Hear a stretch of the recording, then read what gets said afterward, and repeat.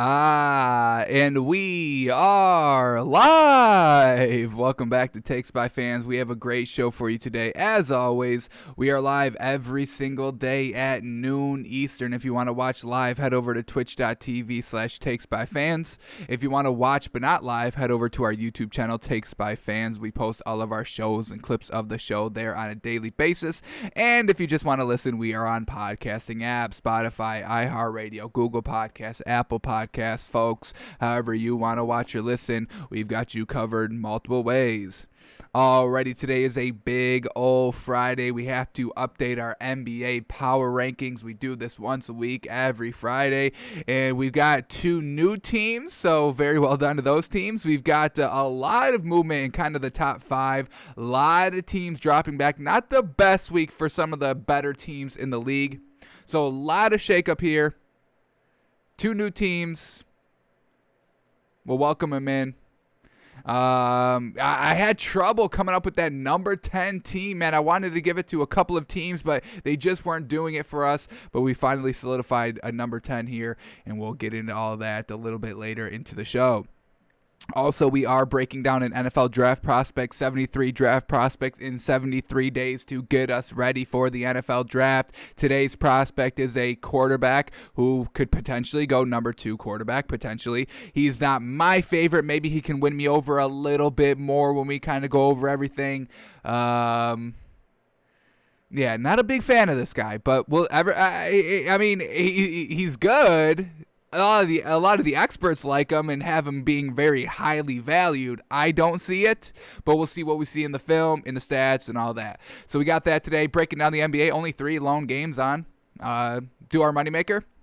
And yeah, then we're out of here. So let's jump right into the stories of the day. Here we go. And I'm liking this kid more and more as time progresses. I didn't think he was going to be that great his rookie season, but he was absolutely fantastic. And now we get this quote here, Chargers quarterback Justin Herbert, quote, "I think anyone should aspire to be like Tom Brady." Yes, sir. We don't like to hate on Tom Brady over here. He's the greatest quarterback of all time. I mean, folks, he's just winning and winning and winning and winning. And when you doubt him, he wins more and wins even bigger and wins even harder. I mean, everybody was doubting him. I was even doubting him winning a ring his first year with the Bucs, or even winning a ring with the Bucs at all. I mean, 2-3 years, however long he's going to play there. I mean, I was doubting that he would win the big one. I mean, with the new team, with the new system, everything. It's hard to win in this league. I mean, just look at who has won in this league and who has not won in this league. I mean, we've got, Phillip Rivers, no ring. Aaron Rodgers, 1 ring. How crazy is that? Aaron Rodgers has 1 ring. Tom Brady has 7. It's absolutely wild. So we don't like to hate on Tom Brady. Justin Herbert's not hating on Tom Brady. He's aspiring to be Tom Brady. Everybody should be aspired to be the greatest of all time, the best form of yourself at the highest level of competition, everything like that. So Justin Herbert's winning me over a little bit. And do we change to a Chargers fan base? We may. I'm buying all into Justin Herbert. So he's great on the field. He's great off the field with this quote right here. And I give this man a lot of respect. He had a fantastic rookie season. Definitely looking to what he can do kind of in the kind of a little new, system with the Chargers since they got rid of Anthony Lynn this season. Probably not the best thing for the team overall, but we'll see how it kind of affects Justin Herbert. But this man can play, he can ball, he wants to strive for greatness, and we wish him all the best. So we'll see what he does in 2021, but definitely expect a lot of high things, big things from this man. Alrighty, and this is crazy right here. Adam Schefter says, so, he is the NFL insider. We got to kind of take what he says as the gospel. So here it is. Adam Schefter says that Carson Wentz and Doug Peterson didn't speak for 8, 9, 10 weeks. How crazy is that? I mean, folks, head coach and quarterback, that's a pretty solid bond there. I mean, but then Doug Peterson goes off of Carson Wentz for Jalen Hurts, which unfortunately for Carson Wentz, it was the right decision for the organization. It was just they were going in too many different directions. We brought up the statue yesterday on the show when we saw that Carson Wentz got traded to the Colts. But yeah, I mean, not speaking to the head coach, Doug Peterson wanted to kind of go to a new quarterback. It was just every single relationship between the owner and the quarterback, the GM and the quarterback, the coach and the quarterback, the wide receivers and the quarterback, the running back and the quarterbacks, the offensive line and the quarterback, and the defensive players and the quarterback. There was just so much rift in literally every single relationship that Carson Wentz was involved in this Eagles organization. So, I mean, you got head coaches and quarterbacks not even talking to each other. You've got quarterbacks throwing 15 picks, not great, just kind of floundering here. He obviously doesn't want to be here anymore. This is why the trade to the Colts was honestly the best spot for him. Frank Reich, I mean, they've got chemistry together. They've been together before. They can make it work again. The Colts are just a quarterback away from going far. I mean, they just went to the playoffs with Phillip Rivers, and, you know, he had a great season. Don't get me wrong, Phillip Rivers, but I think Carson Wentz can definitely kind of emulate what Phillip Rivers did this season, especially with all those less turnovers that Carson Wentz usually plays with. Only about 7, where Phillip Rivers is always kind of 12 plus that we saw. So, yeah, I mean, the relationship here was just really too ugly here in Philadelphia. I think Carson Wentz just never got the credit that he thought he deserved. He didn't want all the credit because he never won the game for them, and he understands that, but he wants a lot more credit. Hang on. I got y'all kind of on that playoff run. I was kind of the one that, you know, was solidifying that offense. Yeah, you just kind of substitute the quarterback in, but, you know, that's fine. But, you know, I was kind of the general. I was the main man here. I was brought in to be the main man, and I never got that recognition. You brought in the quarterback, you brought in the backup. He won you the Super Bowl. You gave him a statue. I'm coming back. I'm in the playoffs. Y'all drafted another quarterback, and now you're gonna start this man. So it was just too many bad relationships here in Philadelphia. It all came to a head at really kind of the end of the season.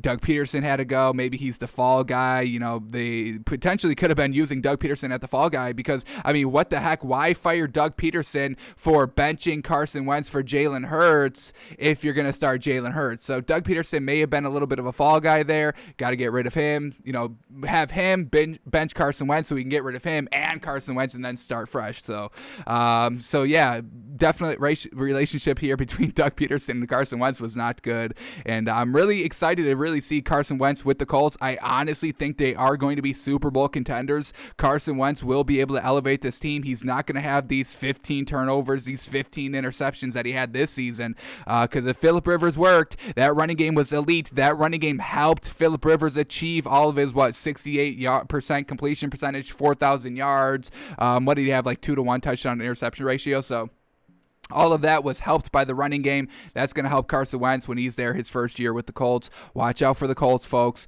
We are big early on this Colts team. I loved everything about this Colts team besides Phillip Rivers. Not the biggest Phillip Rivers fan, but he ended up getting the job done, so I will give him praise for that. But we know he doesn't always step it up in the big games. That's why he couldn't even beat Buffalo. I mean, that would have been the easiest win in the AFC for the playoffs. Maybe the Browns would be a little bit easier. But, I mean, the Bills, I mean, yeah, they were good, but, you know, Josh Allen kind of floundered a little bit in the playoffs, didn't do anything spectacular, so we know Phillip Rivers never rises to the occasion. We haven't even seen Carson Wentz in a playoff game, so we don't even know if he can rise to the occasion. So that is still the big question mark here. Can he stay healthy? Hopefully with the new team, has so much to prove here. I mean, he got cut. He never won the game. Can't stay healthy. He has so much to prove in Indianapolis, and we know with quarterbacks with a lot to prove, they usually kind of step up, a la Tom Brady. So we'll see what happens, but I honestly think, honestly, it's kind of a 50-50. I've been kind of thinking about it all day since it broke yesterday of Carson Wentz being traded, and honestly, I don't care however it shakes out right now. It's 50-50. They both won. Eagles, they get rid of a little bit of a monkey on their back with Carson Wentz, just kind of, you know, you've already paid him. He's expected to be the starter, but you've got this new guy coming in, so you already get, you know, rid of one quarterback. That's good, and then your other quarterback that you're left with is also very good, so you kind of make out in that situation. You've got your quarterback firmly. You know who you're going to start in 2021. You're good going forward. And then, obviously, the Colts win because they get a quarterback. They don't have a quarterback. Phillip Rivers isn't there anymore, so they get the quarterback. Very well done. So, yeah, Carson Wentz, Doug Peterson, not the best relationship there. Alrighty, we did the top 100 plays in the NFL for the last, what was that, 4 days that we've been doing it. We get the top 10 Washington football team plays here. So let's watch this. Let's see, you know, what Taylor Heinicke is in this highlight package. Let's see if Alex Smith was in this highlight package. Let's see who was in here. So let's kind of celebrate Washington because they had an incredible season, and we have to give so much credit. So much credit. I don't even have all the credit that I can give. I'm giving all the credit that I have, leftover credit, borrowed credit. I'm giving it all to our main man, Ron Rivera. Without him, this Washington team is nowhere near what they were this season. I understand they weren't great in totality. I mean, that division by itself, the NFC East, was absolutely trash by itself. But still, Ron Rivera, first year in Washington, going through all this freaking hectic, kind of in the upper management with the sexual assault scandals and all that. Ron Rivera comes in year one with no really solid quarterback. The quarterbacks that Ron Rivera was working with was Dwayne Haskins, Alex Smith, who was coming back from the injury, hasn't played since the injury, and Taylor Heineke. Nobody's ever heard of him. So yeah, that's the quarterbacks he was working with, and then he was working with one good wide receiver of Terry McLaurin, and then they drafted a defensive end in Chase Young, who panned out very well. So Ron Rivera took all of that while battling cancer, and won the freaking division his first year. So we give so much freaking credit to this man. So let's watch the top 10 plays of Washington this season. And after every play, we're going to give credit to Ron Rivera because he made all this happen. So here we go. Play number 10, Taylor Heineke. Nice little outlet pass there, and we get a nice little hurdle by the big man. Yes, sir. Hurdling, man. Woof. If you ever get hurdled, you need to retire immediately. There should be no reason for that. Alrighty, number 9. Is this number 10? Why do they say number 10 twice? A defensive interception. Daniel Jones throwing an interception in the red zone, but he cleaned that up. That was usually in the beginning of the season. I want to say that was probably their first couple games here because Daniel Jones has cleaned that up. Number 9, a nice little sling in the red zone. Alex Smith getting it done. Very well done. Nice little 10-yard pass, high, pointing the ball. That's how you do it in the red zone. Once again, going to Thomas there. Number 8, defense in the red zone.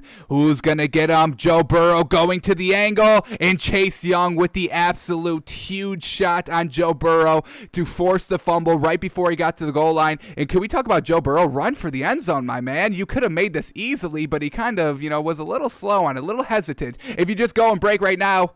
But then he tries to come back inside, and Chase Young says, no, don't come back over to me. You better be running away from me because I'm going to hit you big. And he hit him big right there. Chase Young absolutely deserved a Rookie Defensive Player of the Year. Absolutely deserved. He was a force, a monster on the field. Multiple forced fumbles, fumble recoveries, just a big beef. And then look at that shot right there. Very well done. That's how you play. And that's, once again, we have to shout out Ron Rivera. The man was literally 1 inch from the front of the goal line, and Chase Young still is giving it his all. Ron Rivera is teaching discipline. He's teaching everybody to buy in, and they all buy in defensively. Oh, man, I'm super impressed by this Washington team. Let's keep it going. Here we go. Number 7.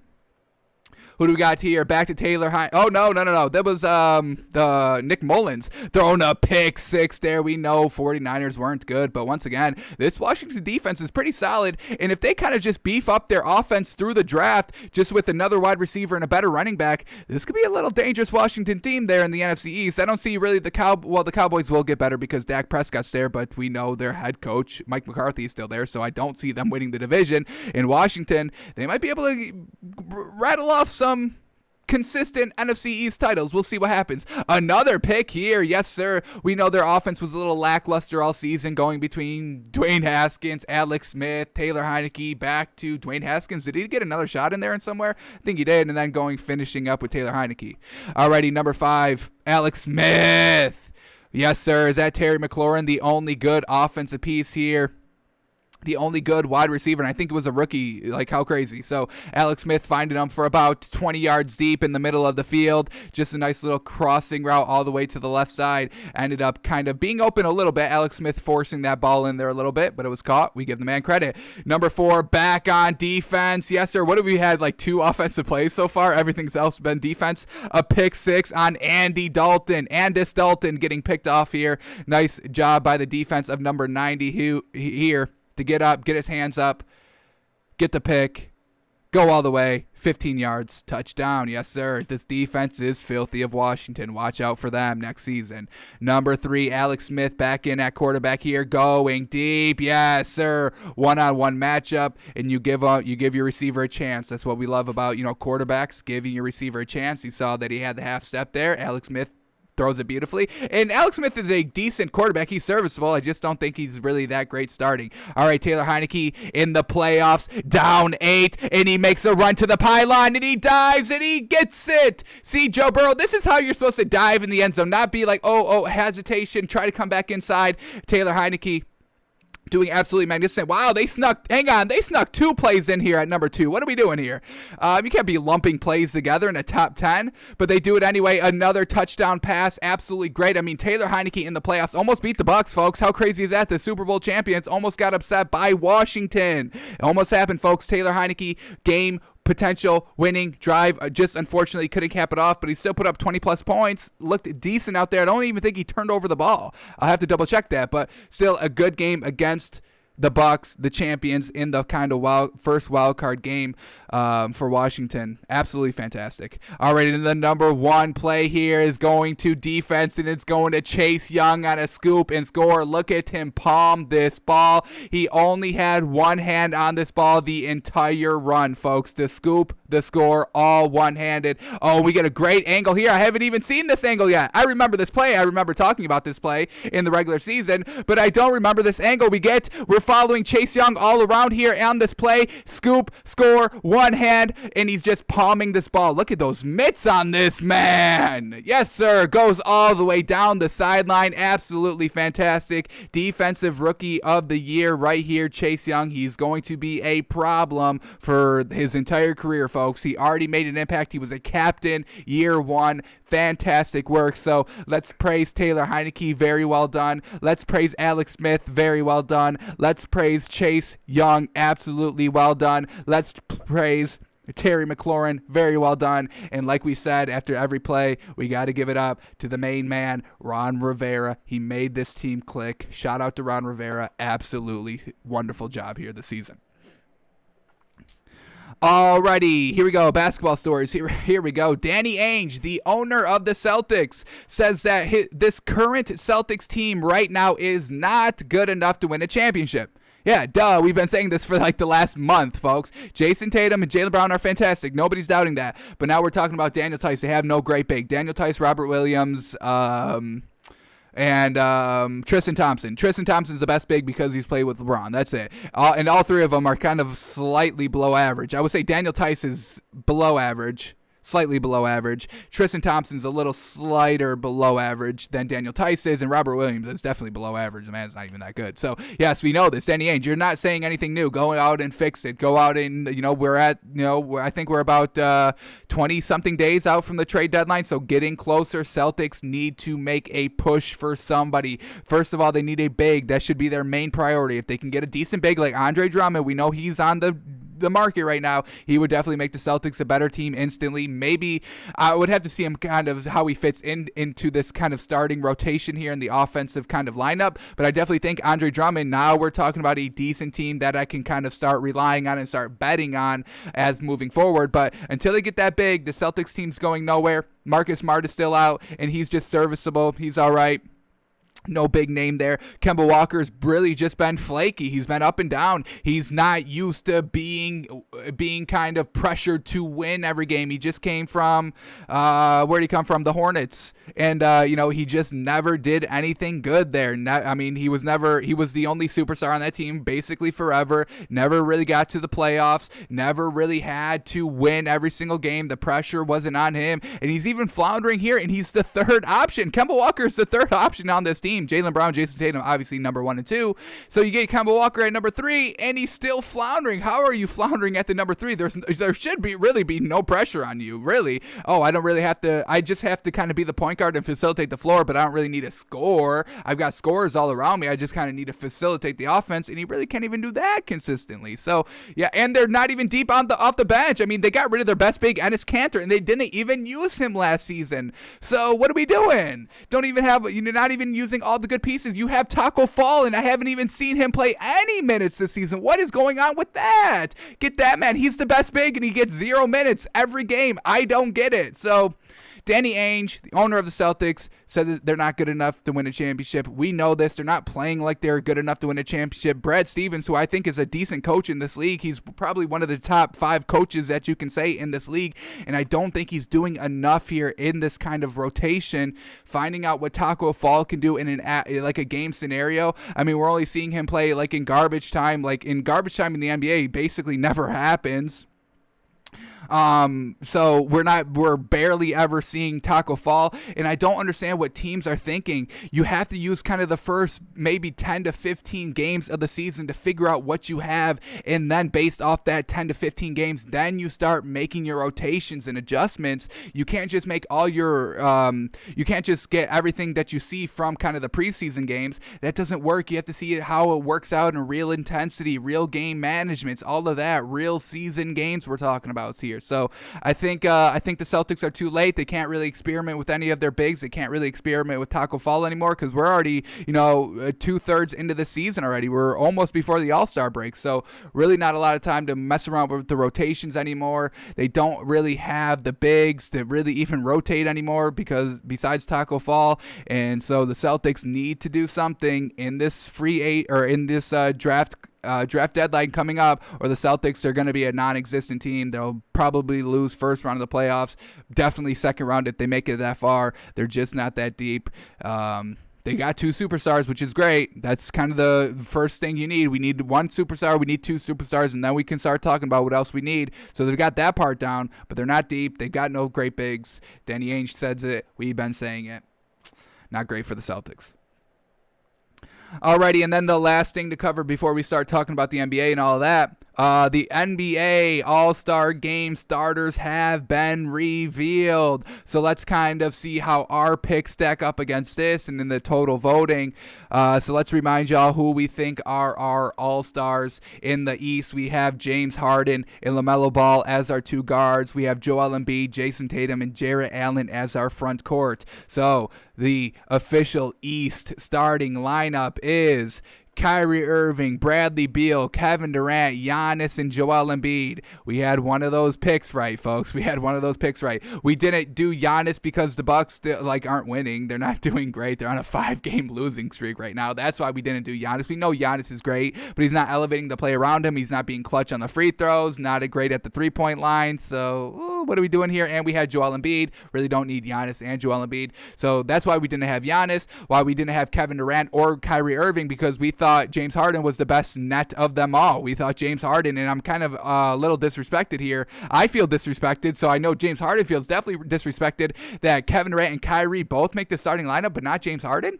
James Harden's the one that is making this team work. He's the only person that's playing almost every game. Kyrie's got games off. Kevin Durant's got games off, and y'all disrespect James Harden by not putting him in the starting lineup. The man's averaging 11 assists. No other guard so far this year is averaging more than 10, I don't think. I think Trae Young's like second highest with 9 assists. So what are we doing here? Disrespect to James Harden here, not getting him in the starting guards. Definitely better than Kyrie Irving. Bradley Beal, he's definitely better than Bradley Beal. Bradley Beal, his body language, he's not elevating the play around him. They're not even in the playoffs. They got like 8 wins, and you elevate Bradley Beal. I know he's great, but can we get the totality? I don't care about your stats. What are you doing on the court? Are you winning games? Are you elevating play? So that's how we judged our All-Stars, and the starting lineup here doesn't really reflect that. So I'm a little disappointed.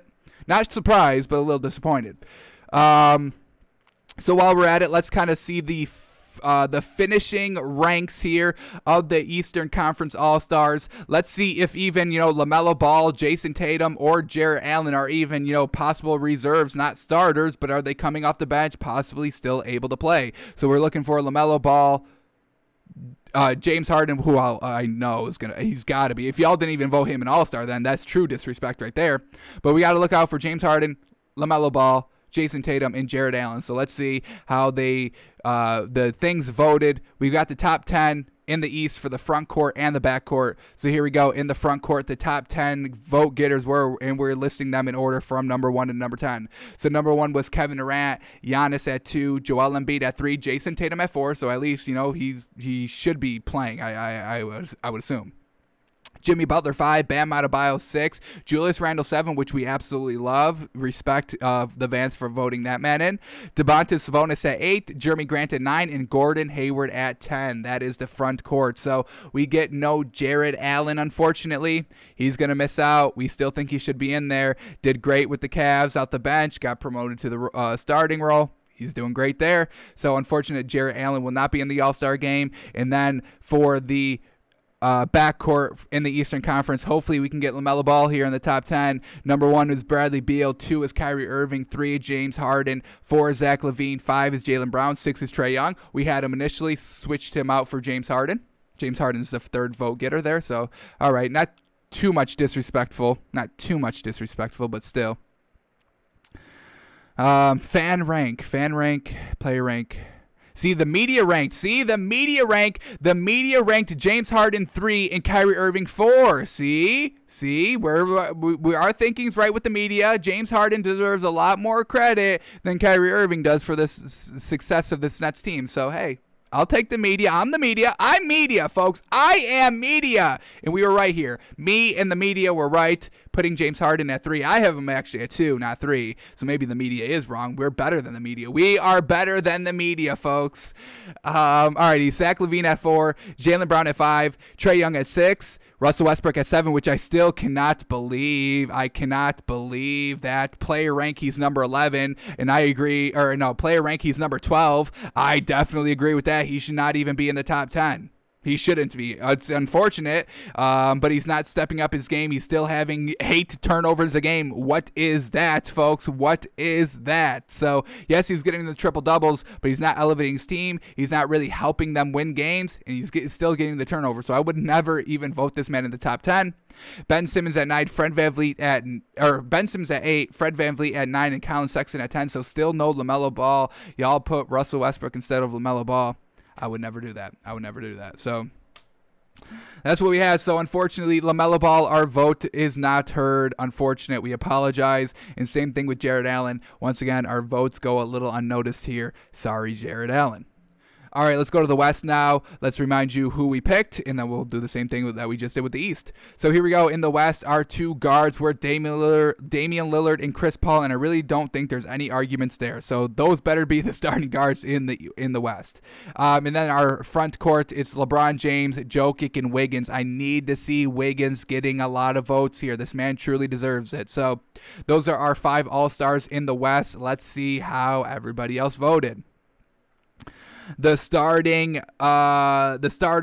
of the West All-Stars is Luka Doncic, Steph Curry, LeBron James, Jokic, and Kawhi Leonard. So we had Jokic and LeBron James, right? Our 2 guards are not even on there. Y'all put Doncic over Damian Lillard. What are we doing, folks? Doncic is having a full healthy squad every game, and they're still losing games. Damian Lillard is averaging, I think, about the same as Luka Doncic is, and without CJ McCollum and Nurkic, and he's still getting wins and being clutch. So I'm truly disgusted that y'all didn't even vote Damian Lillard as a starting all-star here. Steph Curry, I get it. He's absolutely magnificent. He's single-handedly carrying his squad to wins every single game, so I get Steph Curry. We wanted to do Chris Paul because he's having a great season and kind of, him phase aging out of this league, and he's still putting up great production here and really making the Suns team a collective, truly. So I get the Steph Curry pick. Don't really get the Doncic pick. In the Kawhi Leonard pick, I mean, folks, he's missing every other game. I'm not rewarding that with an all-star pick. Unfortunate. Yeah, so we picked 2, right? 2 of the starters. All right, I can get behind that. But let's see where everybody else fell in the voting in the West, because I swear to God, if Damian Lillard is not number 3 in this voting, I am going to lose it, folks. This man is fantastic. Best guard in the league. I don't care. I'm about to elevate him to MVP status, honestly. Joel Embiid is here, number 1 in our MVP voting. Damian Lillard is right here. You couldn't even tell how much lower I've lowered my hands. That's how close it is right now between the MVP of Damian Lillard and Joel Embiid. But let's see how the voting panned out here in the West, front court and back court. Let's start here with the front court. LeBron James, number 1. Jokic, number 2. Kawhi Leonard, number 3. Obviously, AD, number 4. Paul George, 5. Y'all put Anthony Davis and Paul George in the top 5. They're not even playing, folks. What are we doing? Zion Williamson at 6. That's definitely surprising, but definitely deserved. This man is absolutely killing it this season, and we respect him so much because of that. Wow, that's surprising.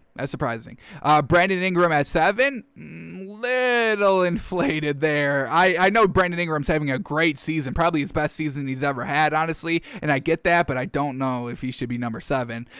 Christian Wood, number 8, love that, but he didn't play these last like 2 or 3 weeks, and we had him initially as an all-star when we did it while he was playing, and we agree with that, but then he got injured, so we had to take him off. So I don't agree with number 8. I don't really agree with 7 or 8 here, Brandon Ingram or Christian Wood. Rudy Gobert is 9.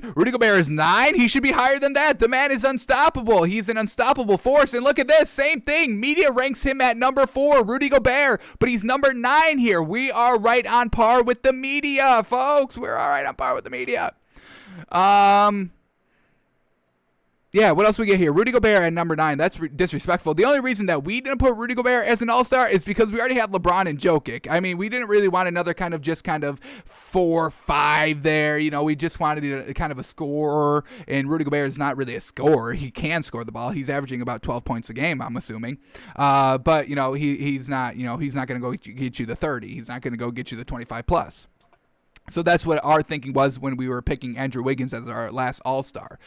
So Rudy Gobert at number 9 is truly disrespectful. And then Carmelo Anthony at 10, I like it. That's a fine pick. I don't mind it. He is coming off the bench and doing very well, but I wouldn't have put him above Andrew Wiggins. Andrew Wiggins is not even in the top 10 here. What are we doing? The man, if Andrew Wiggins was not there, everything Steph Curry is doing right now is useless. It's useless, folks. So Andrew Wiggins definitely deserved to be a top 10. Truly disrespectful. Having Brandon Ingram over Andrew Wiggins, I don't think it's the right move there, and I respect Brandon Ingram a lot, but I definitely think Andrew Wiggins is better at this moment. Christian Wood is injured. He shouldn't have even been this high. Rudy Gobert shouldn't have been this low. And unfortunately, I do like Carmelo, but he shouldn't have been in the top 10 of all-star voting. So I think y'all got it a little wrong here in the front court. All right. But let's see what we get in the Western Conference backcourt. So we already don't have Wiggins. We better see Paul and Lillard. They better be in the top 10 somewhere, and they better be number 3 or 4. So here we go. Top voting in the backcourt, number 1 is Steph Curry. Like I said, I can get behind that. I understand that pick. I've got no problems with that. Doncic at number 2. Now I start to have a little trouble with that. I don't really get it. He's not winning games consistently. What are they right now? What's their win streak? Garbage? What are they on? Like a 1-game losing streak, probably? Like 4-6 in their last 10. What do we got? Mavericks. 5-5 in their last 10, 1-game losing streak. I mean, folks, this is what we're doing in All-Stars? I know you're having great individual success, but, one of the things I use for, who I think an All-Star, yes, your individual stats, but are you elevating your team around you? Are you being clutch? Are you winning games? Because if you're doing good and losing games like, Bradley Beal and Russell Westbrook, what does that show me? Nothing really. So I don't really like the Doncic pick there. Definitely at number 2. Even the media put him at number 3, and I don't really agree with that either. So once again, I'm above the media. Alrighty, Damian Lillard at 3. That's what we're talking about. And look at this, folks. The media rank for Damian Lillard is number 2. Voila! What are we doing here? Damian Lillard should be an all-star starter, and it's disrespectful. Now you're gonna get more Dame time. He's noting this. He's taking this as disrespect, and now you just woke up a monster who's already been awoken. You woke up a second time a monster. He's going to be even better. That's y'all problem. Because we're rooting for the man, and we are cheering for the man, and we will be betting the man consistently because the man is fantastic. So Damian Lillard at number 3. Donovan Mitchell at 4. Once again, I've got no problem with that vote. Absolutely fantastic. The only reason that we didn't include Donovan Mitchell in our all-star lineup was that he has a lot more help around him, unlike kind of Chris Paul. Yes, he's got Devin Booker and DeAndre Ayton. Those are two great pieces, but the bench isn't that big, and that Utah bench is deep as heck, folks. So that's why we put Chris Paul and Damian Lillard a little bit above Donovan Mitchell, just because Donovan Mitchell has a lot more kind of safety blankets if he's not having a great game. So that's why we didn't do it, but I definitely respect it at number 4. I get it all day. Devin Booker at 5, John Morant at 6, Chris Paul at 7. And look at this, folks. The media, once again, they value Chris Paul at number 5, not number 7. We would have put them. We put him in the starting lineup, obviously. But yeah, a little disrespect there by Chris Paul. Definitely should be better than John Morant, and I love John Morant a lot. Don't get me wrong. But Chris Paul is winning more games consistently than John Morant is. You know, they're kind of at 500 right now, where the Suns are 5th in the West at 17-10, and the Grizzlies are 12-12. So. Alrighty, 8 is Shai Gilgeous-Alexander. Oh, okay, all right, I get it, I get that. CJ McCollum at 9, he hasn't played in a while, that's why we didn't vote him. And then DeMar DeRozan at number 10. Yeah, I definitely give it to DeMar DeRozan. You know, the Spurs team, they're slowly clawing their way back in. They've had a lot of their games postponed. We saw their last 3 games postponed as well. So, you know, DeMar DeRozan, yeah, I can definitely see him at number 10. That's a solid choice there. I've got no problem with that. So I don't like the disrespect of Chris Paul at number 7. Damian Lillard not being above Luka Doncic, I think is crazy. And John Morant at number 6, I think it's a little too high. Shai Gilgeous-Alexander at 8. Like I said, I don't mind it. He is kind of their best weapon in OKC. They're just not kind of winning games consistently, unfortunately, over there. So he kind of slips our mind a little bit. But overall, the fans, did they get it right? I don't know, man. I don't know. In the West, or let's go back to the East, having Kyrie and Kevin Durant in the starting lineup and not James Harden, I think that's disrespectful. Having Bradley Beal in there, he's not elevating the team around him. His body language is super poor every single game. Doncic, he's not elevating the play around him. Steph Curry, I've got no problem with. LeBron, obviously, we voted. Doncic, we voted. Kawhi Leonard, no. He's not playing. Is he even going to play in the All-Star game, or is he going to take that as load management too? Wouldn't put it past me. So we agree out of 1, 2, 3, 4. We agree with 4 of the total 10 selections. We only agree with 1 in the East. I don't agree with Kyrie Irving, Bradley Beal, Kevin Durant, or Giannis. So unfortunate. We tried, y'all. We tried Jared Allen. We tried LaMelo Ball. We tried Chris Paul. We tried Andrew Wiggins. We tried. We apologize. Not everybody's watching Takes by Fans, but we're going to change that for next year so y'all can get in there. Next year, Takes by Fans, everybody's going to be listening to us, and they're going to be voting LaMelo Ball and Jared Allen and Andrew Wiggins all as All-Stars next year. So next year, folks, next year. Alrighty, let's head over to the NBA from last night. Only 3 games on. Little light day here. Bucks losing again. Classic Bucks. I mean, what is this? 6 games losing streak for them. So, hey, we bailed on them at the right time. They're out of our top 10. We moved them out on either Monday or Tuesday. So not great by the Bucks team. I mean, they're just not winning games. Now they can't win games. They kind of fixed the 3-point shooting. Giannis was hitting the free throws a little bit better, and now they just can't win games. So they took all that information out of their head on how to win games to kind of improve their 3-point shooting, and then they forgot how to win games, and they're losing twice against the Raptors. Not a great sign there. Alrighty, Lakers lose to the Nets, but that's expected, folks. We told y'all. Folks, listen to me clearly here. Are y'all listening? I know we do a moneymaker every day, and it doesn't hit every day. I get that. But the one solid bet that you have, it's the greatest value in all of sports history, is if the Nets are getting points, you take it. I do not care which of the big 3 is not playing. If 2 of the big 3 are not playing, I do not care. If you are getting points with the Nets, you take it, you hammer it, you bet your house on it on every single game they get points. We just did that for the last 2 games. It hit the last 2 games. You take it, folks. You take the points. If you can get the points with the Nets, we had them plus 2.5 last night, and they win outright. They didn't even need it. They won by 11. You could have taken that minus 10, and you probably would have made a fortune, folks. If you put $10 on them, or $100 on them minus 10, you probably would have woke up probably $2,500 richer. So if you ever get the Nets plus the points, you take it. It's like in the NFL, if the Chiefs are ever getting points, you take it, you hammer it, you live in and die by the results. And I can guarantee you will be living 99% of the time, dying obviously the 1%. So yeah, Nets end up winning 109-80 or 109-98 over the Lakers. No AD, we don't take the Lakers. We stay. Even when Kyrie Irving did play this game, who didn't play this game? Never mind. I was thinking of a previous game. Narrative got in my head. But back to this one. Nets win 109-98. Take the points with the Nets, folks. I'm telling y'all. And then last night, this is a game that kind of ruined our moneymaker for the night. We bet on the Kings because we've been, big on the Kings for a while now. But, this last week, it's really kind of been killer. So I think their magic may be a little over there in Sacramento, but we'll see. We'll see what happens. But the Heat get the win 118-100 over the Kings. Heat may be getting back on track here. We'll see. I wouldn't trust it to last that long. Unfortunate for the Kings here. Just not a real great week for them. Really kind of bad week.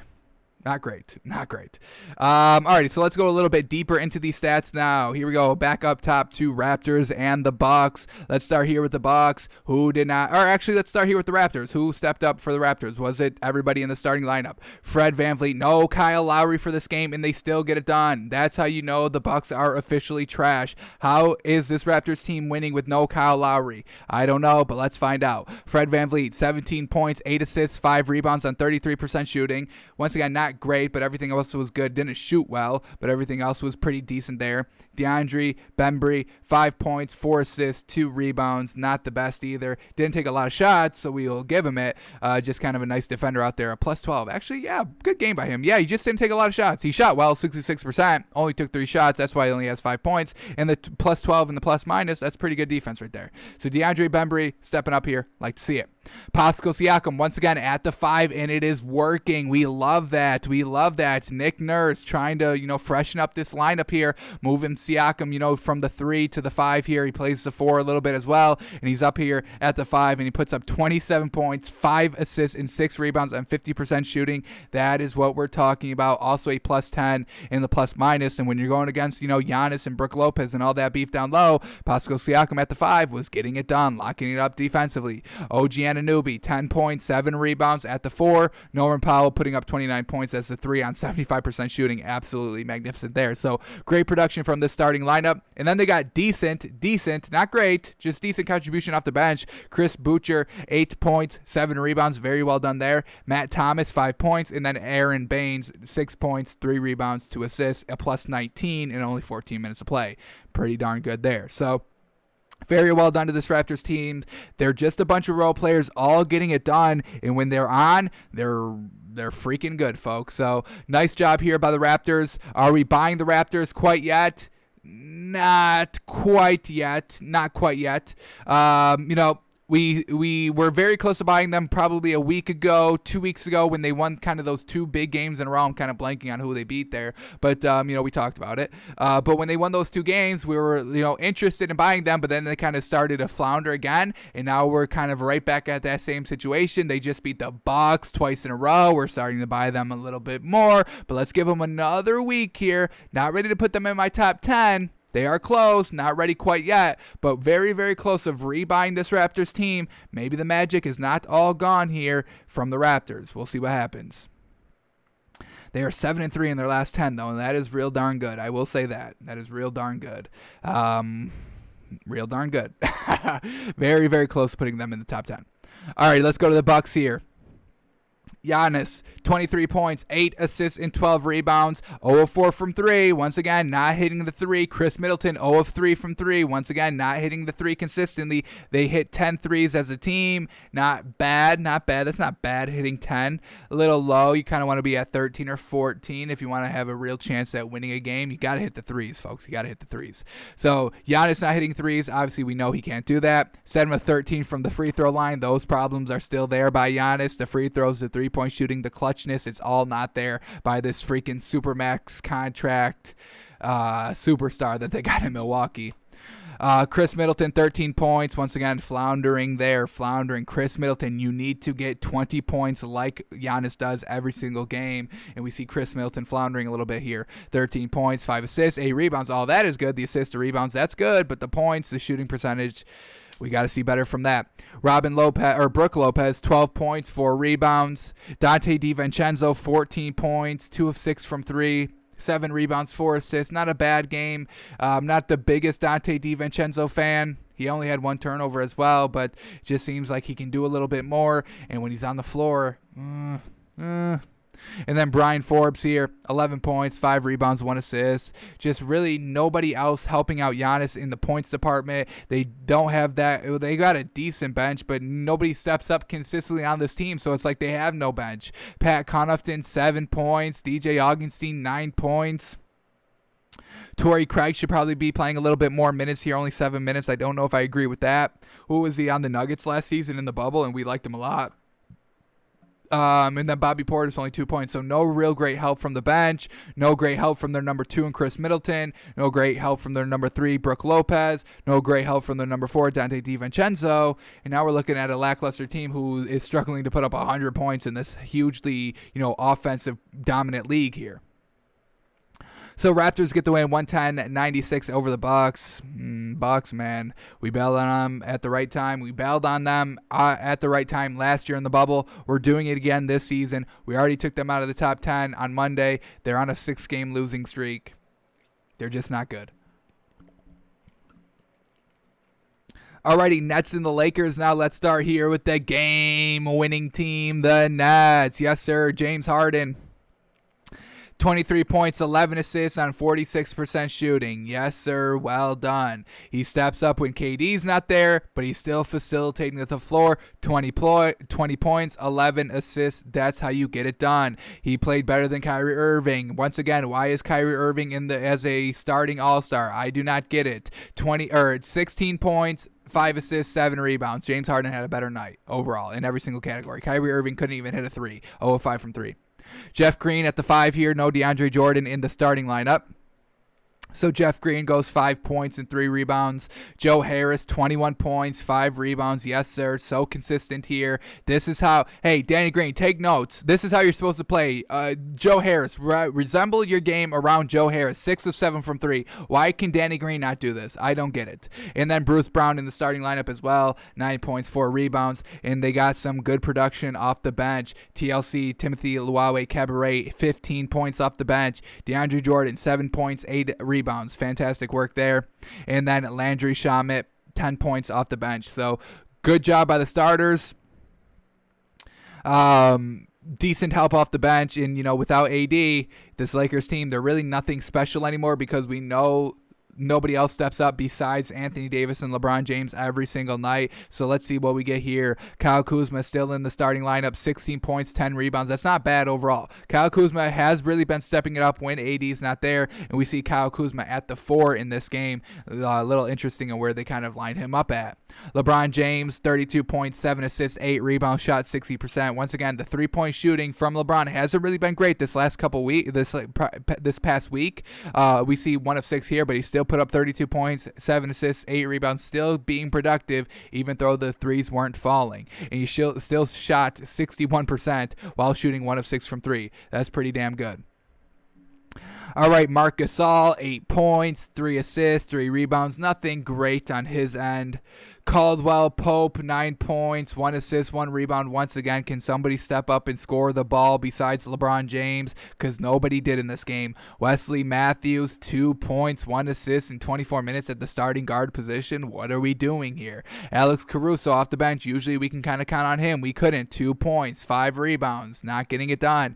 Talen Horton-Tucker, 9 points. Decent performance off the bench, 9 points, 5 assists. It's decent. And then Montrezl Harrell, the 3rd leading scorer, and he came off the bench in only 15 minutes, was still the leading scorer, or the 3rd leading scorer in only 15 minutes of play. We're this close to putting Montrezl Harrell in real serious discussion of being 6th man of the year. Here he goes, 10 points, 3 rebounds in only 15 minutes. He really should be elevated to the starting position. I want to see that when Anthony Davis is not in, and we'll see what happens. But the Lakers, they need to do something here with the starting lineup without Anthony Davis because this is not going to get it done. So they also did not have Schroeder for this game either. Kind of another reason why the Lakers lost this game as well. But, even if he played, I don't know if he would have. How many points did they lose by? All right, they lost by 11. So yeah, Schroeder probably would have gotten 11 points, honestly. But he hasn't really been stepping it up consistently. So I know we can say he probably does, but we can't be 100% certain. And maybe maybe LeBron James points comes down a little bit, so Schroeder's can go up a little bit. So it's unfortunate. The Lakers missing their number 2 in Anthony Davis and number 3 in Schroeder can't overcome it. Nobody else steps up on this Lakers team. And that's what we know. LeBron James. Nobody else steps up ever on any of his teams. He's really carried trash his entire career. It's unfortunate. So Nets get the win 109-98, and then the final game from last night, Heat and the Kings. And let's start here with the Heat. They ended up winning. Jimmy Butler, 13 points, 13 assists, 10 rebounds on 46% shooting. Very well done. Kelly Olynyk had a good game finally. Didn't shoot well from 3, but still put up 22 points and 7 rebounds. Shot 1 of 7 from 3, but still got 22 points, so we give it to him. Bam Adebayo, a great game as well. 16 points, 10 assists, 12 rebounds. Duncan Robinson, the threes were hitting this game. 20 points, 3 assists, 5 of 11 from 3. And then Kendrick Nunn, 16 points, 2 assists, 3 rebounds. That's definitely respectable, especially how well everybody else was scoring the ball in the starting lineup. So very well done. The starters were all getting it done, and then we had Tyler Hero, leading scorer off the bench with 27 points. Yes, sir. Without their depth being out now, the starters get it done. You have one solid contribution off the bench, and you're looking at a great game. So Heat get back on track here. This is the Heat that we should be seeing a lot more. This is what the Heat can do. Everybody going to get done out the starting lineup. Tyler Hero comes off the bench, 20 plus points, 25 plus points. This is what they can do on a day-to-day basis, a game-to-game basis. So we're not selling all of our Heat stock yet. We're still holding on to some, because as soon as Goran Dragic gets back, I can guarantee you the Heat team will rattle off win after win after win after win. That's all they're kind of missing, because Kelly Olynyk needs to be coming off this bench. So great night by the Heat. Very well done to get back on track. Unfortunately, the Kings lose. De'Aaron Fox, 11 points, 10 assists. It's not bad. It's a decent performance out there. Buddy Hield, though, 5 points. Got to do a little bit better than that. Shot 20%. Not great. Marvin Bagley had a good game, 19 points, 10 rebounds. Nemanja Bjelica, 25 points, 8 rebounds, very well done. But then Glenn Robinson, only 4 points. He did have 9 rebounds, though, so we will give him that. Some decent contributions off the bench. We got Tyrese Halliburton, 8 points, 4 rebounds, 3 assists. Not bad overall. Hassan Whiteside, 5 points, 6 rebounds in only 14 minutes. Corey Joseph putting up 10 points. And Daquan Jeffries putting up 17 points. Not bad. Not bad. Alrighty, Kings just couldn't get it done here. Not great contributions from De'Aaron Fox and Buddy Hield. And because of that, they lose by 8. Alrighty, so that was the NBA from last night. Let's see what we got on tap today. What do we got today? Any primetime nationally televised games? Let's see. We get Magic Warriors, Cavs Nuggets. Oh, we get an ESPN game at 7:30. Bulls 76ers. All right. We get to watch the 76ers. I guess that's good. Don't need to see the Bulls, though. Do not need to see them. We get Celtics Hawks, Pistons, Grizzlies, Bucks, Thunder. Can the Bucks finally win again? I don't know. I don't know if they can. Suns, Pelicans. That should be a real good game. Cannot wait to watch that one. Raptors, T-Wolves. Should just be all right. T-Wolves, I mean, this is going to be where the Raptors kind of prove themselves. The Raptors should have no problem beating the Timberwolves, but now that Karl-Anthony Towns is there, they're rocking a little bit. They can definitely play spoiler, but if the Raptors want to be taken seriously, they need to win this game tonight. So this is going to be interesting. And then the late game, this is going to be great. Clippers, Jazz. Is Kawhi Leonard and Paul George going to be playing? We don't know. We'll find out. So let's update these lines. Let's get a winning moneymaker today, shall we? Let's get back on track here. We're hitting 3 of 4. We're hitting 2 of 3. We're just missing on that last one. So let's see if we can clean it up here. Alrighty, Nuggets and Cavs. Nuggets minus 8.5. Cavs plus 8.5. Gonna stay away from this one. Not real comfortable swallowing. Jamal Murray has been playing pretty good. We'll come back to this one. I don't think I'm ready to swallow 8.5 here with the Nuggets on the road. It's decent. It's decent value here. Cavs, now that Jared Allen's in the starting lineup, let's see how their kind of scoring output changes now that they don't have Andre Drummond in that starting lineup or even playing anymore because he's going to get traded. Like we said, they're not going to injure their trade asset. So we're going to stay away from Nuggets Cavs for right now. Warriors, Magic. Warriors -4.5. Not looking like bad value there. Magic just they just upset the Knicks the other night. But overall, this Magic team isn't that great. Gonna stay away from it though. -4.5 for the Warriors. We might come back to this one as well, but a lot of games to go through, so let's see if we get any better value somewhere else. Bulls, 76ers -8, and honestly, I think we're ready to swallow eight points here. Let's see if everybody is good to go for the 76ers starting lineup. We need to see everybody in there if we want to swallow the 8.5 here. The Bulls, who's going to stop Jokic down low? Zach LaVine? I don't think so. I do not think so. Ben Simmons is a game-time decision, and so is Shake Milton. I think they can overcome if Shake Milton doesn't play. Ben Simmons, hopefully he does play. I think he missed the last game. We'll see if he plays or not. Do we still like them? -8.5 if Ben Simmons doesn't play? Yeah, I think we do. I just do not see anybody wrapping him up. And hang on, did this just come down half a point as we're talking? Did we get better value? Was it 8.5 or 8? Whatever it is, it's 8 now, so we'll take it. 76ers -8. Nobody's going to be able to lock up Joel Embiid down low. He's going to be eating all game. Alrighty, Hawks and the Celtics. Hawks +4. I know I clown the Celtics a lot, but this Hawks team, they're a little up and down themselves, so I do want to buy into this Hawks team. Got to see them kind of probably win a couple more games here. They are coming off of a win, which is good, and it was a solid win on the road. But here against the Celtics at home, not ready to swallow that. And plus, with that Danny Ainge comment, maybe it fires up the crowd a little bit, fires up the players a little bit. So we'll stay away from Hawks, Celtics. Suns, Pelicans +3.5, and this one is interesting to take. Probably gonna stay away from it. Maybe take the over here, over 231. That doesn't seem too bad to me. Let's see if everybody is good to go for both of these squads. I think they are. I haven't really heard anything big from this game, so I'm assuming everybody's good for the Suns. And Steven Adams is a game-time decision. He has been pretty solid here for the Pelicans. Not great, solid, big down low, solid beef to pair with Zion. So going to be a great one to watch. So I think we're going to stay away from this one. We're gonna have to use this one as evidence to help us out, as bets come, further down the road. But I think we'll stay away from Pelicans and Suns. Thunder, Bucks -10.5. No, thank you. I stay away from that. I don't trust the Thunder +10.5, but I definitely don't trust the Bucks to win by 11 points. Heck no. So definitely stay away from that. Pistons, Grizzlies -4.5. All right, we're gonna go with this one. Grizzlies, we know they flourish against kind of the worser teams. This Pistons team is a worser team. Let's just make sure everybody's good to go on this Memphis roster before we lock in this. Alrighty, Dylan Brooks, game time decision. Alright, that's a little concerning. Not too much. Not that that's going to steer us away from the game. So we are going to solidify Memphis -4.5 at home. That's not even that much. Winning by 5, not that much. And this Pistons team, all they got is Jeremy Grant. That's really it. So Valanciunas down low, John Morant getting it done. I think it could work. So Grizzlies -4.5, Raptors, Timberwolves, Raptors -2.5. And do we trust the Raptors? Do we give them our kind of confidence here, or do we switch over to the Timberwolves? The Raptors have been really great guarding beef down low, just not letting Giannis eat the entire game. And, if he does eat, then everybody else kind of suffers as well. So maybe that could work with Karl Anthony Towns too.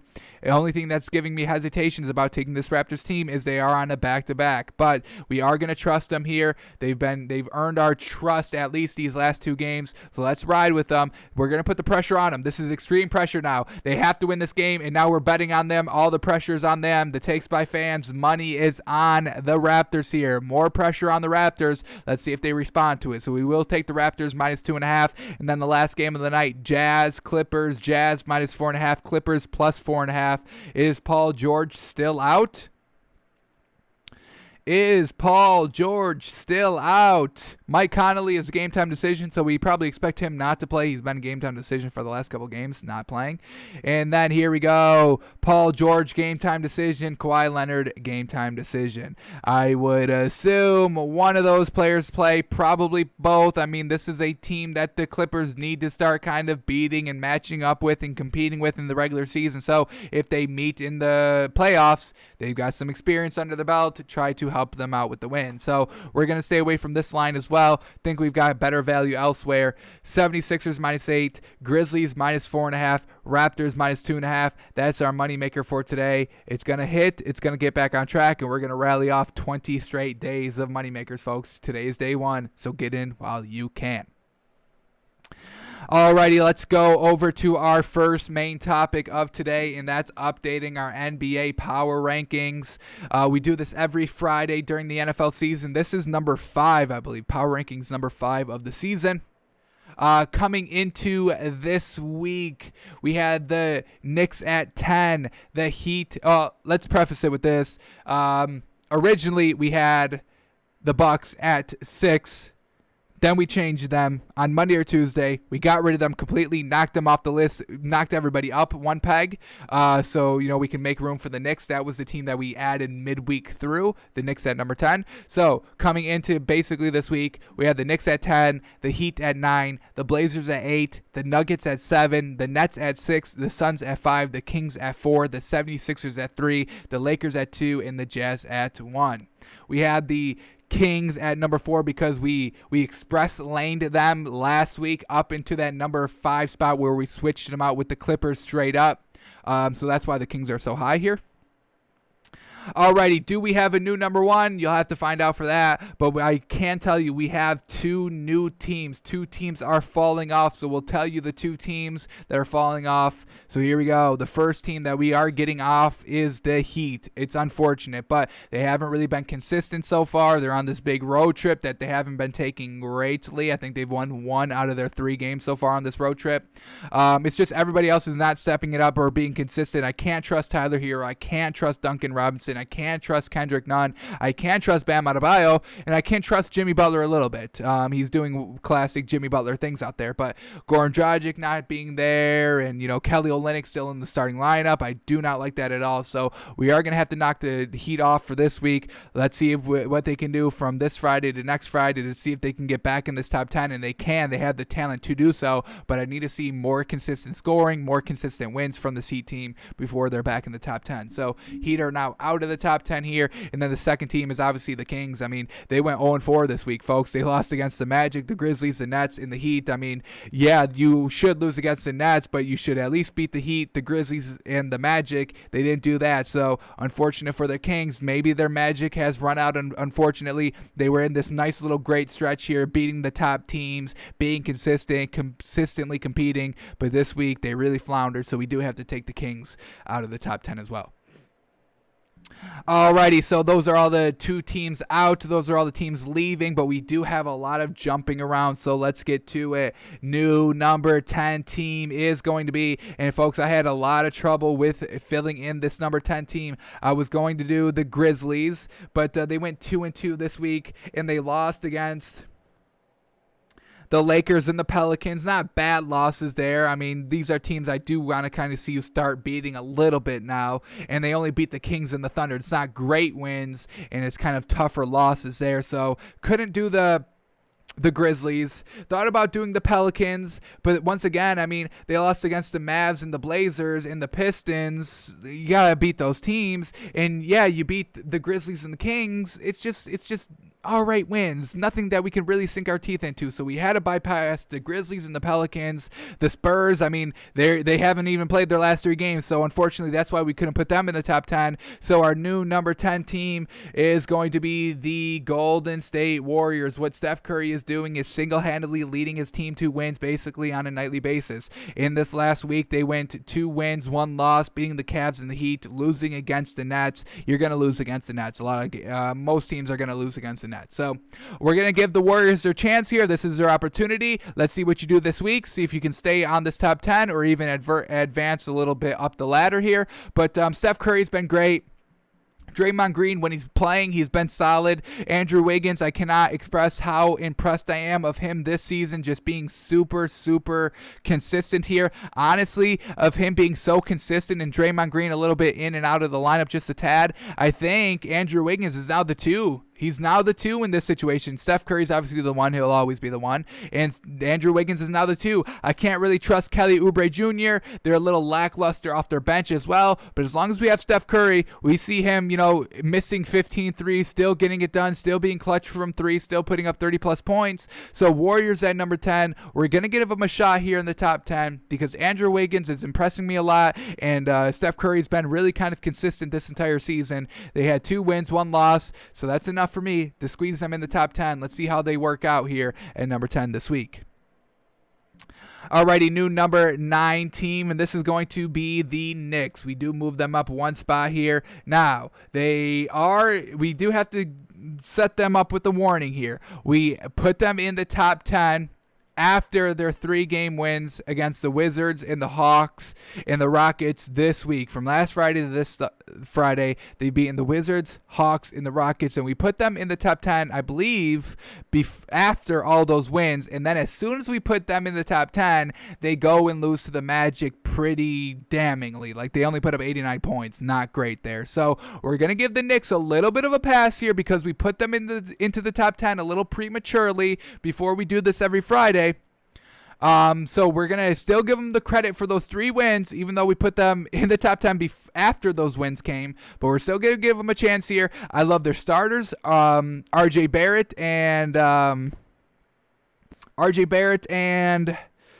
Julius Randle are absolutely killing it. And their bench, I love their bench. They kind of have a complete squad off their bench. Taj Gibson, D Rose, Emmanuel Quickly, Obi Toppin. I mean, we've got a real solid bench there that everybody on that bench can put up 10 points whenever they want, honestly. So they've got a decent starting lineup, a better bench, a solid bench, a deep bench. So Knicks at number 9. They went 3-1 this last week. That's absolutely fantastic. Watch out for this Knicks team. Derrick Rose off the bench has really given this team a new life. And, he's really kind of given them promise of making the playoffs in the East now. So watch out for this Knicks team. We're giving them the chance here at number 9. Let's see what they can do this week now that they are officially on this list.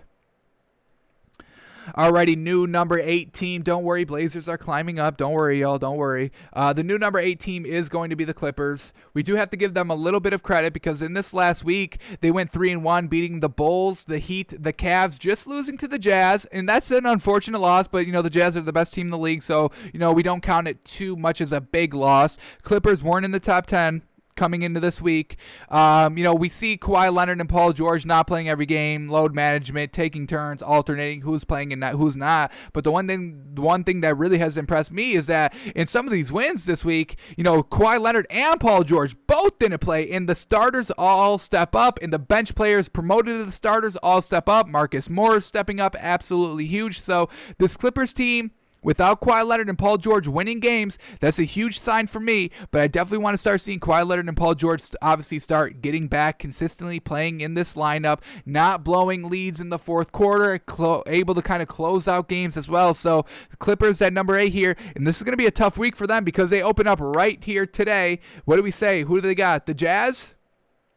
The Jazz again, so this is going to be a huge game for the Clippers. We can take them out of the top 10 very quickly. If they lose this game, we probably don't take them out of the top 10 immediately, but it's going to be huge come next Friday, whether we move them up or down if they lose to the Jazz tonight. So, huge game tonight. We're giving them the benefit of the doubt. We jumped them all the way up to number 8 so far because what they did this week without Kawhi Leonard and Paul George, it was pretty dang impressive. So, we give the Clippers the number 8 spot. Alrighty, number 7, we are going to leave the Nuggets again. We have not moved this Nuggets team up or down in the last 3 weeks. They're staying at number 7. The last week, the Nuggets have, what do they got here? 2 wins, 2 losses, beating the Thunder and the Lakers. 1 good win, 1 mediocre win. And then they lose to the Celtics and the Wizards. Definitely should never lose to the Wizards. And losing to the Celtics is not something I want to see this Nuggets team do, honestly. We know Jamal Murray and Jokic are very, very clutch. Michael Porter Jr. is just so hit and miss, especially in this starting lineup. And the bench, it's good. It's good. It's kind of deep. But they haven't really shown anything consistent here. What's their official record? I mean, we're talking about an eighth seed at 15-13, 4-6 in their last 10. So they haven't really impressed me. They're always up and down. They get a good win and then a bad loss. So we have to keep the Nuggets at number 7. I don't know what to do with this team. They're just meh. They beat the Jazz, which is always great, and they always play the Jazz very good. And the Jazz are the best team in the league, but then they go and lose against the Wizards.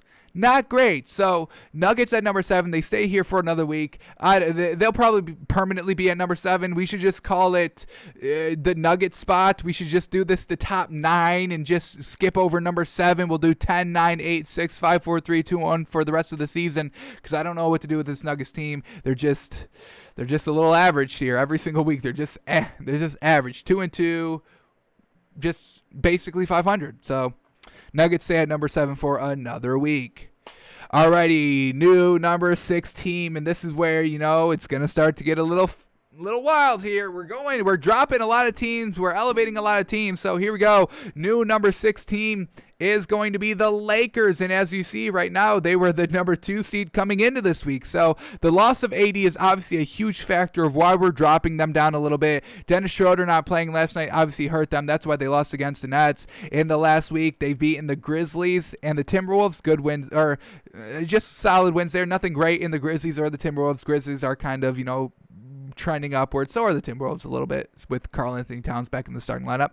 But then they lose against the Suns and then they lose against the Nuggets and the Nets. Kind of two, better teams. 2 teams in the top 10 here that they're losing against. So we know LeBron's fantastic. We know that. But nobody else is really starting to step it up here. And that's what we know about this Lakers team.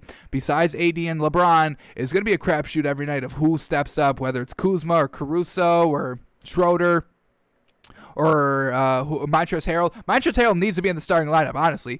If the Lakers want to keep their kind of place here in the top 10, you move Montrezl Harrell to the starting lineup here as long as Anthony Davis is out, and you got to rock with that lineup, that rotation of Montrezl Harrell as the 5, maybe even put him at the 4. Maybe that would work. I don't know, but I don't think so. But put him at the 5 and see what happens. Got to try and do something here now that Anthony Davis is out of the starting lineup. But the Lakers, this is going to be a tough week for them, officially without Anthony Davis, losing against the Nets last night. Bad looks here for this Lakers team, so we drop them down to number 6. Alrighty, new number 5 team and another big drop here. A little big drop. The 76ers at number 5. Alrighty, this last week has not been great to them. They beat the Rockets. Alright, this isn't a Rockets team we like right now. We do like the Rockets, just not the team that they're going with right now.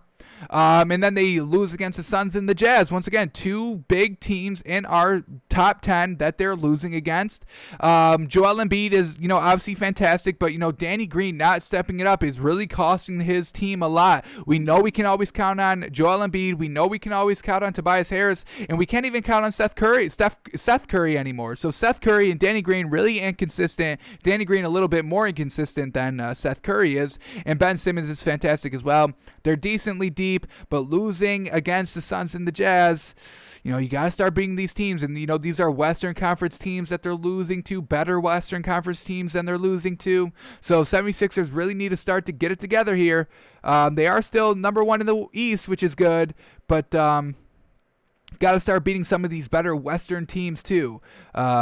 Yeah, you can get to the finals by just beating the Eastern Conference teams, and the Eastern Conference teams are really lackluster here. Nets and the 76ers are really the only 2 great teams here. And, when you go to the West, you got the Jazz, the Lakers, the Clippers, the Blazers, the Suns, the Spurs. I mean, we're going, 6 teams deep here. All can really kind of make a run at the finals, where, the East, we really only have 2 contenders. So, yes, it's great that the 76ers are still the 1 seed in the East, but let's start beating some of the Western Conference teams too. Let's start beating them a little bit more consistently. So we do have to drop down the 76ers a little bit here at number 5.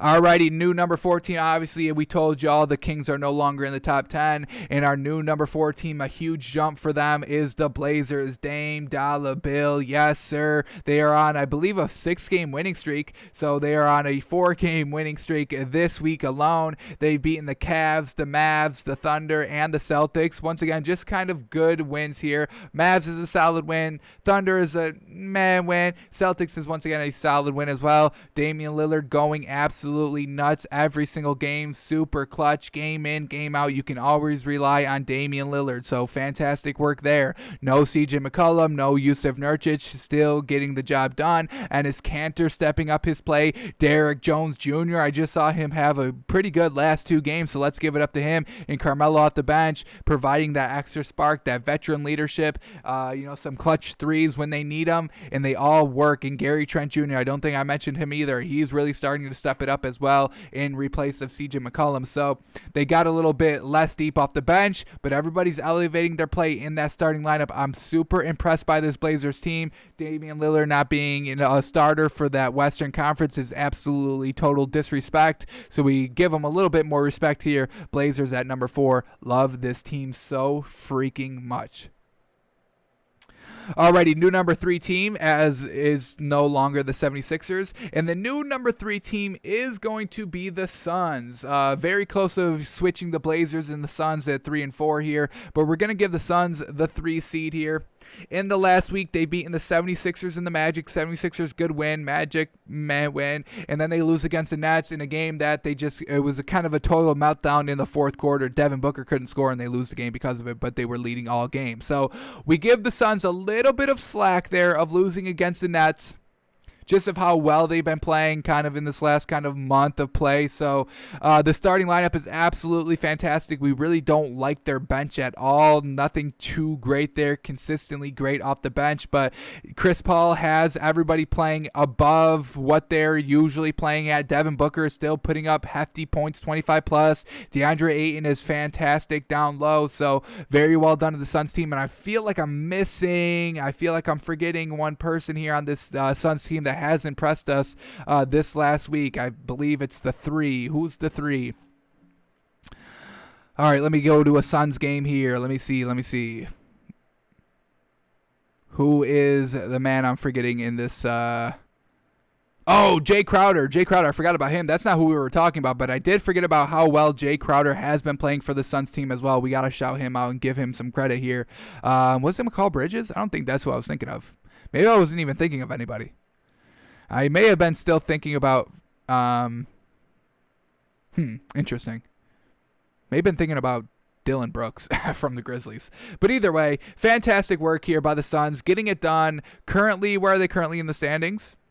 17-10, 8-2 in their last 10 games. Absolutely magnificent here. Like we said, just lost against the Nets, just kind of closely, a blown fourth quarter lead, unfortunately. And that's not something that we are going to kind of, turn our head towards. We're still going to count that as a loss and as a little bit of a bad loss, but that's the first time we've seen it happen. So we give them a little bit of a break. Now, if we see it start to happen over and over again, them blowing fourth quarter leads like we just saw the Clippers last year in the bubble, in the playoffs, even worse, then we'll start to take that note and start moving them down. But we're not going to penalize them too much for that Nets loss. Chris Paul is playing absolutely fantastic, probably the best seasons he's ever had. DeAndre Ayton is making such a big impact. Devin Booker's carrying over last year in the bubble, going 8-0 in their freaking play-in games.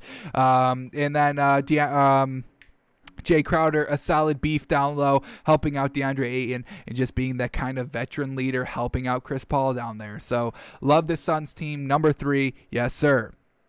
Alrighty, new number 2 team is going to be the Brooklyn Nets. Yes, sir. I mean, folks. They're winning games. Kevin Durant's not playing, they're winning. Kyrie Irving's not playing, they're winning games. James Harden is getting it done single-handedly. He is the best Nets player that there is. He's the best out of the big 3, and he's the best on the squad. So, Nets getting it done. They're winning. The whole narrative probably 2 weeks ago was they don't play defense. That's really kind of been, thrown out the window ever since that really started to come out there. They're winning games in the last week. They went 4-0, beating the Warriors, Kings, Suns, Lakers. I mean, damn. Suns and Lakers, absolutely great wins. Warriors is still an impressive win. And the Kings, at the time, still a decent win. They were kind of starting their downturn when the Nets beat them, but still a solid win there. So 4-0. What are they in their last 10? 6-4 in their last 10. They are starting to kind of get it figured out in their last kind of week of games this week. So big into this Nets team. Like Kyrie Irving said, all they needed to do was kind of turn the corner, win that first game, and the floodgates will open after that. And they're so super deep. Even after the big three, DeAndre Jordan's not even in the starting lineup, and they're still winning games. Joe Harris is picking up whoever's out. He's going to pick up the production load. Kevin Durant, who's going to put up 30 points. Joe Harris can do that. Kyrie Irving is out, who's going to put up 25 points.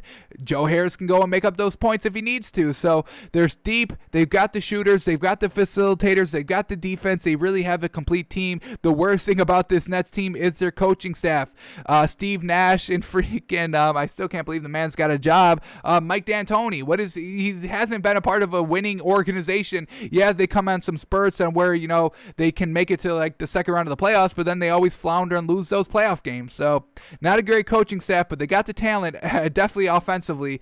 So Nets at number 2, beating the Lakers last night without Kevin Durant, pretty good. Even though the Lakers didn't have Schroeder and AD, we're still going to count it as a decent win, because if you dethrone the King, that's pretty damn good. So Nets at number 2, and then the Jazz are going to stay as our number 1 seed. Donovan Mitchell, Rudy Gobert. What more do we need to say? All right, 6th man of the year. What more do we need to say? I think we're good there. So this Jazz team is absolutely fantastic. Best team in the league right now. Currently in their last 10, are they 9-1? They are 9-1 in their last 10. A 9-game winning streak, 24 wins, 5 losses. Can they rival?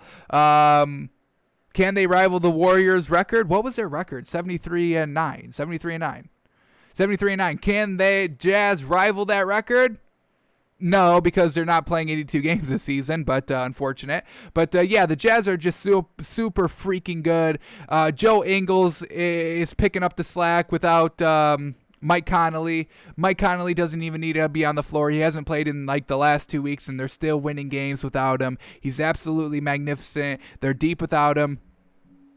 And it's just Donovan Mitchell. Rudy Gobert can guard all the bigs besides the three-point shooting bigs, and that's where they really kind of flounder a little bit against kind of the Nuggets and the Lakers a little bit. But they've been beating the Lakers this season, haven't been beating the Nuggets. But very well done in this Jazz team, retaining their spot at number 1. Donovan Mitchell, Rudy Gobert, baby. That's all you need. Alrighty, so that's our power rankings going into next week. Let's recap here. Warriors at 10, Knicks at 9, Clippers at 8, Nuggets at 7, Lakers at 6, 76ers at 5, Blazers at 4, Suns at 3, Nets at 2, and Jazz still at number 1. Let's quickly, if we have to give kind of an outside looking in team, it would definitely be the Spurs, but they haven't been playing, because, that COVID outbreak. So they've been, postponing their last couple games. So I definitely want to get the Spurs in this top 10, but I mean, if you're not going to be playing, for a week, we're not going to keep you in the top 10 because you're not proving us anything. You get other teams showing what they're doing better than you. So unfortunate for the Spurs. Grizzlies, I do kind of want to, I'm trying to put them in the top 10 as well, give them a solid week to show us what they got. Pelicans are definitely kind of outside looking in as well. They just need to have a better week. If they're always kind of 2-2 or 1-3. They're never 3-1 in a week span. So if they can get to 3-1, maybe 3-0, 4-0, I can try to make some room here in the top 10. So, Spurs, Pelicans, Grizzlies, that's probably my outside looking in. Kings have really fallen off hard here, so they're not that. Anybody else? Bucks, no, we're over the Bucks. Pacers, got to start beating some of the better teams, and the Celtics need to start being a little bit more consistent. Once they get the better big, then we can start buying into them. The Raptors, as we said, if they can start impressing us maybe another full week, we can start buying them. So a couple teams here have a chance to get back in the top 10 here, or in the top 10, for the first time this season, but have to start to see maybe a better week show than we've been seeing so far. Alrighty, let's kind of go over to our second main topic of today, which is our NFL draft prospect of the day. And today's draft prospect is quarterback Justin Fields from Ohio State. He's a 6'3", 228-pound quarterback. Little bit of a dual threat. Little tiny dual threat. No giant big threat. No Lamar Jackson. Alrighty, so here we go. He played 3 seasons in college. We'll talk about the stats. We'll break down the highlight package. We got about a 10-minute highlight clip, so we'll look at that as well. So here we go. 2018, he started in Georgia his freshman year. Didn't play a lot. Only threw the ball 39 times. So, that's why he transferred. But, in those 39 attempts, he had 69% completion percentage, 328 yards, 4 touchdowns, no picks. So not bad in 39 attempts. So after his freshman year, he's like, I'm getting no play here. Let me transfer to Ohio State. And Ohio State is a sophomore year. He throws 67% completion percentage. Fantastic work there. 3,200 yards, 41 touchdowns, 3 interceptions. That's like 13-1. 13-1 touchdown interception ratio. Absolutely magnificent. And let's look what he did on the ground in 2018. Alrighty, so he contributed another 484 yards and 10 touchdowns on the ground. So mark that man up to 51 touchdowns and 3 interceptions in total. What a season by that man. Let's go into the bowl game in 2019 because he did get to the bowl game. So we do judge bowl games harshly in college. That's what you work for. That's what we want to see you thrive in. So here we go. Ended up getting into the college football playoffs. Is this right? No, the Big Ten Conference, and then they lose first round of the playoffs. So here we go. In the Big Ten Conference game against Wisconsin in 2019, 61% completion percentage, a little low there, 300 yards and 3 touchdowns, no picks. So that's good. Yards is good. Touchdown interception ratio is good. Just the completion percentage a tad low. And then he has to go and face Clemson in the college football playoffs, round 1. He throws 65% completion percentage, 320 yards, 1 touchdown, 2 picks. So not getting it done though. Multiple turnovers. Let's see if Trevor Lawrence outperformed Justin Fields here head to head in this bowl game. Trevor Lawrence had 54% completion percentage, not great at all. 259 yards, 2 touchdowns, no picks though. So everything, Justin Fields beat Trevor Lawrence in really every category besides the touchdown to interception ratio, and that's where we see kind of this close game, fall apart. Ohio State only lost by 6, and those 2 interceptions, truly, truly unfortunate. Alrighty, so not a great performance there. That's why I'm not too big on Justin Fields. Just kind of, the lack of, winning in the bowl game. Not great. Not the greatest. Alrighty, and then that brings us to this season, 2020 season, his junior year. Completion percentage went up. Absolutely fantastic. 70% completion percentage this season. Only played 8 games because of the shorter season with the COVID. So we only threw 2,100 yards, 22 touchdowns, but 6 interceptions. So less games, more interceptions. Not a great sign there. I do want to get behind the completion percentage because 70 is fantastic. So let's give him that. But let's check out his game logs in 2020, especially the bowl games, because he got to the championship game, folks. So here we go in the college. Well, let's go back to the Big Ten championship game facing Northwestern. And he had, am I right here? Yeah. All right, yeah. Neutral field, so that was the Big Ten championship game, or however they classified it because of the COVID season. So against Northwestern, 44% completion percentage, no touchdowns, 2 interceptions. Luckily, they were still able to win this game. I don't know how. Well, because, Peyton Ramsey, the quarterback for Northwestern, also threw 2 interceptions. So Justin Fields did not have a great game this game in the kind of conference championship game. Not the greatest.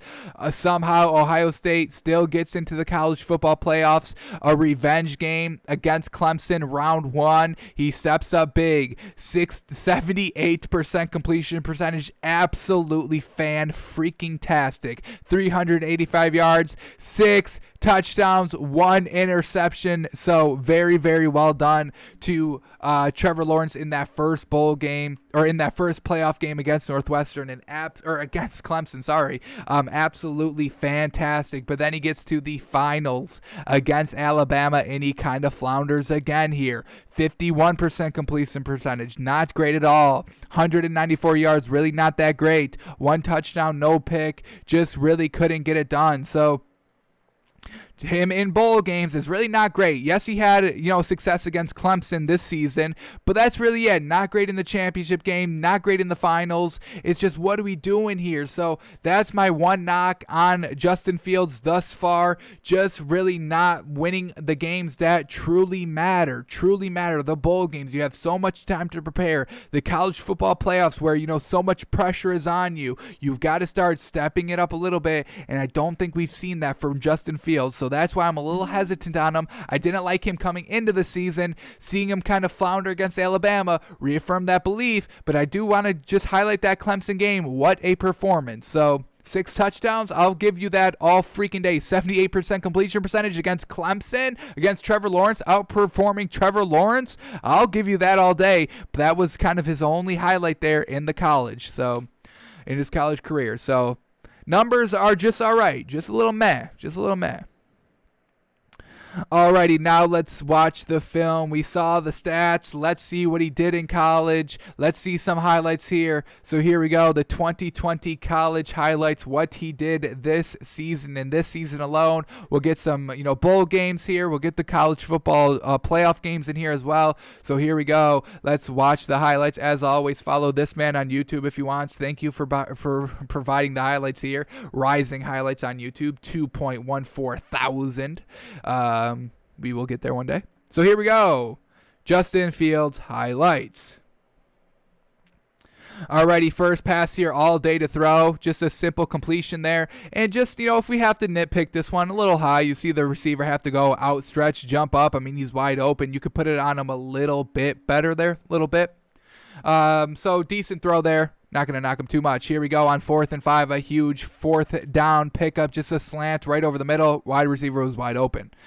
Here we go, going down the field, and there we go. An absolutely beautiful ball here. And this one, throwing it from about the 45-yard line, getting it to the front of the end zone. So we'll mark it, 45, 47 yards officially. And it's absolutely beautifully thrown. Right on the money, right on the mark. Fantastic throw there. Best throw we've seen out of the 3 or 4 we've seen already. Coming back here against Northwestern, or against Nebraska. Once again, a great throw there, breaking outside. Alrighty, we get some running here, beating him to the corner. Nice little kind of hesitation spin move to kind of beat the last defender. Taylor Heineke would have died for that pylon. We just watched, Taylor Heineke at the top of the show. But Justin Fields here, decent speed there, not bad speed. Obviously can't judge it too much just from this angle alone. Got to see the kind of just pure, north-south sprinting before we kind of get a gauge on him. But, looking kind of decent here. Nice little juke inside, too. Nice little spin to get into the end zone. Great play. Alrighty, once again against Nebraska here. Just an out-breaking route, wide open. Puts it on him. Nothing great there. Nothing special there, I should say. Here we go, finding time. Wow! They call this incomplete, but review. Holy moly. Oh, boy. We need to make a note on number 11 here. We may have to look into this, man. What a catch. Oh, my God. I got to make a note to myself here. We might be having number 11 for Ohio State here on our prospect countdown here. If he's, obviously eligible for the draft. But that was real great. Holy cow. Woof. One toe tap down. Obviously, that's not a catch in the NFL, but still, that's fantastic work. And once again, great throw by Justin Fields here. Let's kind of rewind it back here for this play. But, he sprints out to the right, buying time. Literally last second throw before he's going to get popped. And he throws this absolutely beautiful ball here. Just enough on it to freaking make this man make the catch. Holy cow. Woof, what a play. Alrighty, against Penn State now. What do we got here? One-on-one matchup. Good throw, high, a little bit underthrown, a tad underthrown. We see the receiver have to kind of reach over the shoulders of the defender to kind of get this ball. So a tad underthrown if we have to say anything bad about it. If the defender gets his head around, he's going to play the ball pretty perfectly, at least break it up, possibly an interception as well. Nice little back shoulder there on the sideline. Great throw, great pickup for the first. Going deep on the run, and there it is. Just settling the ball down there in that zone. Nice little floater there off the run. Not bad there. Over the middle, sees it right away. Bingo, bango, touchdown.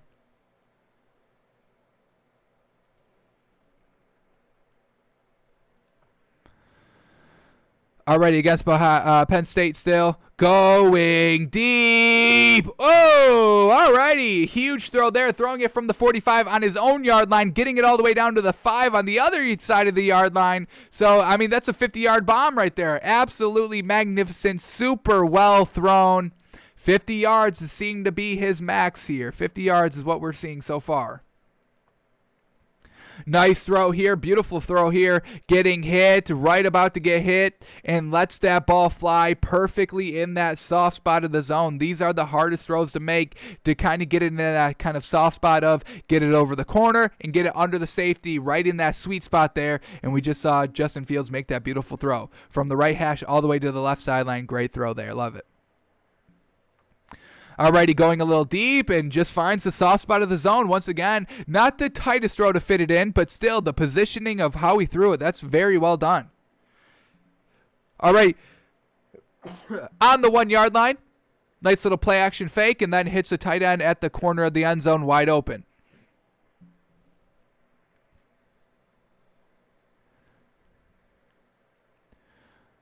Once again, just a wide open throw. Poor defense here by Penn State, getting absolutely slaughtered. Getting absolutely slaughtered there. Alrighty, against Rutgers for the next couple of plays here. He's going deep, and there it is, wide open in the middle of the end zone. Throwing it from the 45, about 5 yards deep in the end zone. So once again, 50 yards is what we're seeing by this man. Alrighty, another deep throw against Rutgers, and oh my goodness, these receivers are wide open down the field. This one's for about 40 yards itself, so, you know, once again, we're capping off at 50 here. Already in the red zone against Rutgers, they weren't able to kind of punch that in for the score, but here we go. Justin Fields, play action, read option, he keeps it, beats the defender to the end zone. Alrighty.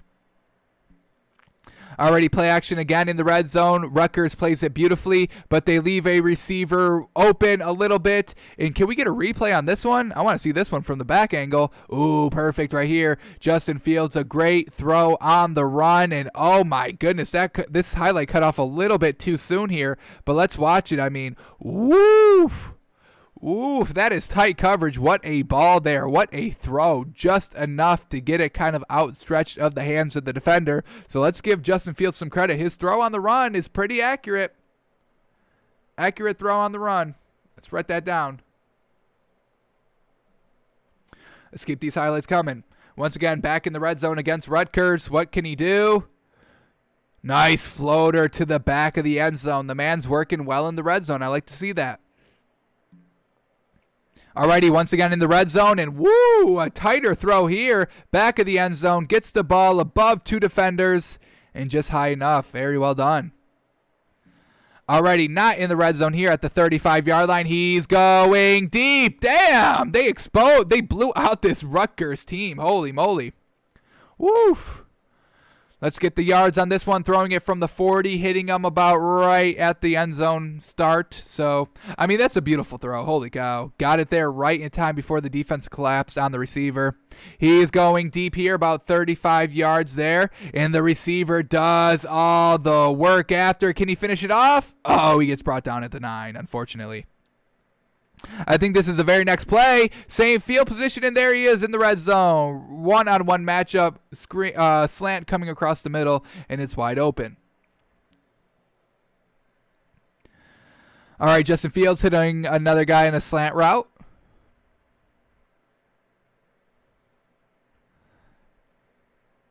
Escapes the pressure there, steps up into the pocket, and now we get to see the speed. This man is dangerous. This is the second time where we see him use this kind of, the spin to try and juke, but that's going to get your head knocked off one of these days. So, little dangerous while running, and that is a big red flag because, what happened with RG3? No career, no future. So, take it easy a little bit there, young fella there. So let's say a little dangerous running. Doesn't go down.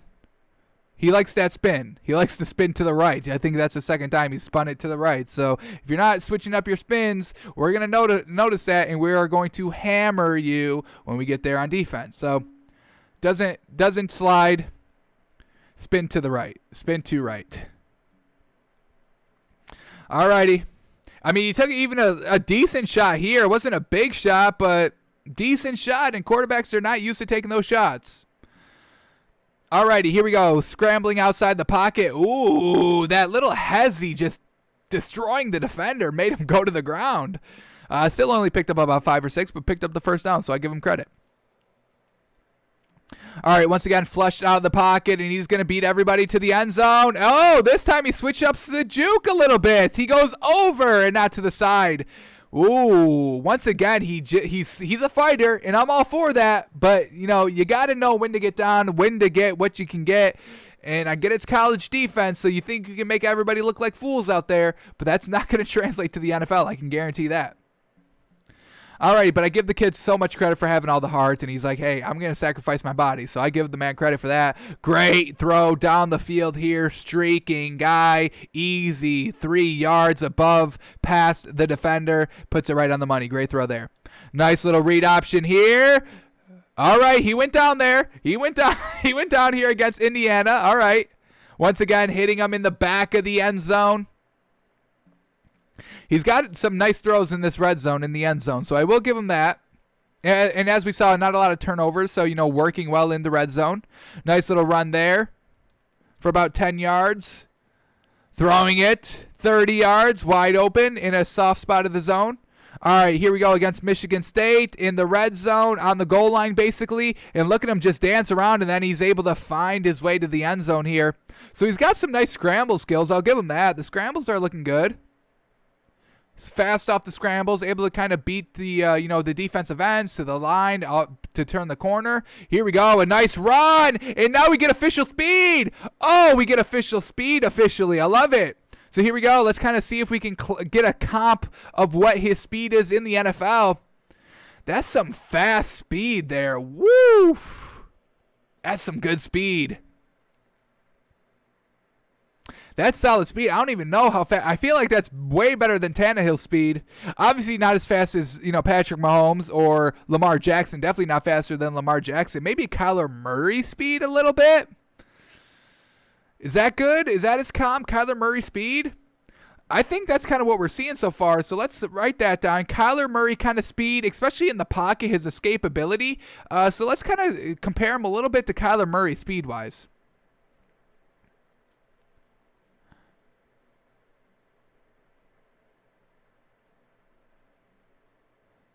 Let's keep the highlights going. Great throw there on the right sideline.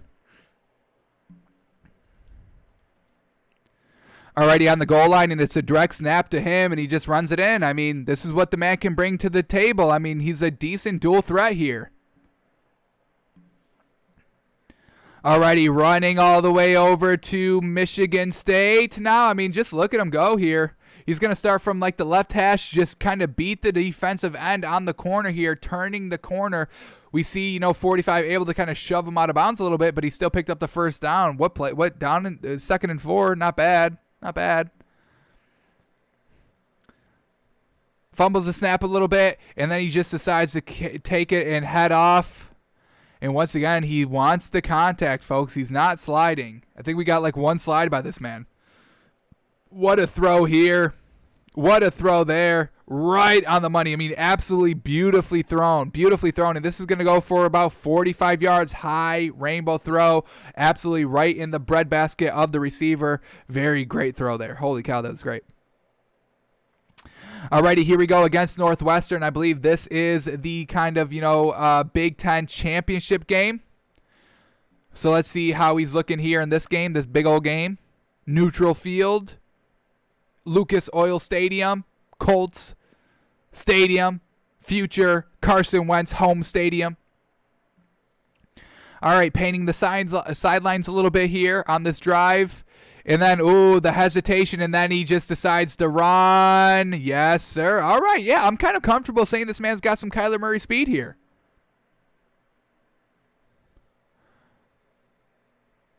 Nice on the sideline again. I mean, they're just painting left sideline, right up the middle. Once again, right sideline. They are exposing this Northwestern defense, so I'll give them credit. These aren't big bombs, but they're enough to get the job done for the win. So I respect the game plan. I respect the throws. So now here we go against Clemson in the first round of the college football playoffs of this year.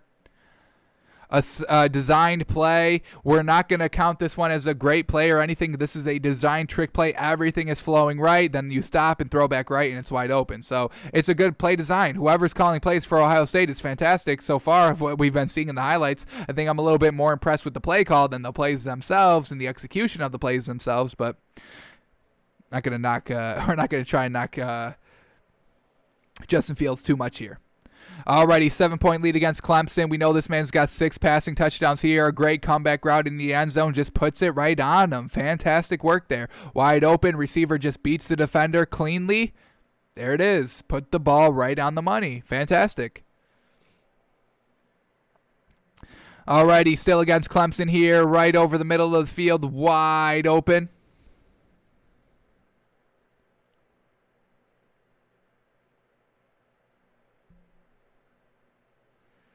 Back of the end, or not even the back of the end zone, front of the end zone, but he's able to kind of get the ball just enough height to get it over these 2 defenders. So I got to give it to him in the red zone. What do we got to say for the note there? Good ball positioning in the red zone, high and away. Red zone accuracy, good. High and away. Oh my God! Here we go, an absolute bomb, and I think he just broke his 50-yard bomb streak here. I'm going to call this one officially from the 35-yard line, getting it all the way down to the freaking goal line, folks. 15 plus 15, 65 yards. We'll knock it like 62 officially, but oh boy. Let's say 62, 63, we'll call it officially. What a great throw there. Holy moly. Look at where he's going to throw this one from, folks. The 36, 37, and it gets down to the goal line. Woo! 63-yard bomb, baby! Yes, sir. And now he's going to go and answer back with a 50-yard bomb. Woo! The arm strength in the same game. Take the deep shots, young fella. Gosh darn. The man's got the arm. We've seen it. Multiple 50-yard bombs. A 63-yard bomb. That's what we're going to call it officially. That's his longest throw. So we know the arm is absolutely powerful if you're throwing 63 yards. And now look at the speed. Yes, sir. Able to kind of beat Alabama's defense a little bit. Obviously, they're down big at this moment, down 38-17. So unfortunate here. And, we see him still not go down. He still doesn't slide. Still kind of is, you're going to have to drag me down if you want. Alrighty, back in the end zone 2. Touchdown. Alrighty. Good pass there. So, alrighty. Not bad from what we saw by him. The stats are a little concerning. The only real red flags that we have on this man is that, unfortunately, he doesn't really step up in the bowl games. Those 2 kind of championship games, the playoff games that he was in, he flourished in 2018 and 2019, or floundered in against Alabama and then against Clemson the first meeting. So, little unfortunate there. But everything else was looking good. The arms was looking fine. A lot of wide open passes we saw in the red zone. That was some good action there. High ball placement, and that's what you need in the red zone. Trust your taller wide receivers or tight ends. So not bad overall of what we saw from him. We obviously like Jalen Hurts a little bit. And I think, who was the other quarterback that we watched? Zach Wilson? I think we liked a little bit better than him. I think we liked Zach Wilson a little bit better than Justin Fields. But not a bad showing by him. Definitely should be drafted. A great performance. I mean, if you can throw for 50 or put up over 50 touchdowns and like 3 picks, that's fantastic. So we give the man some credit there. Alrighty, that's going to do it for us. Thanks for tuning in. Thanks for watching. We're back tomorrow live, noon Eastern. Same thing. Draft. Let's talk about some draft prospects. Let's break down the NBA and, all the stories we got to cover. So thanks for tuning in. Thanks for watching. We are out of here. Went very long today. Holy cow.